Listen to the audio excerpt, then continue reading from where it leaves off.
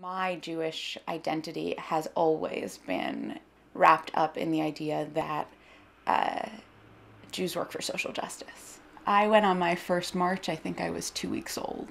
I obviously have no memory of it, but apparently an anti-apartheid march. And marches are some of my earliest memories. I mean, we were on the street a lot as kids, myself and my brother, from Labor Day to disarmament to South Africa to pro-choice marches down in Washington. That 5 a.m. bus down to D.C. for whatever the big march was a familiar part of our childhoods. Lev Leviev destroys human lives. Think of where your money goes when shopping for your wives. Hey, Lev Leviev places human lives.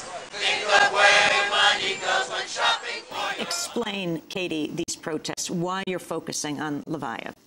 Well, Lev Leviev is an Israeli billionaire who just recently opened his first New York retail establishment.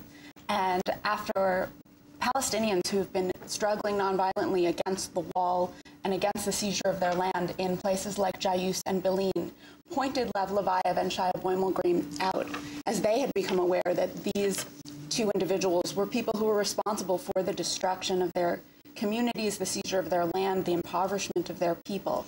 And when we learned that Lev Leviev was opening a jewelry store on Madison Avenue, we decided to let him know that New Yorkers who are committed to human rights don't accept his participation in our city. This is, I think, a very difficult city to organize around Palestine in. The depth of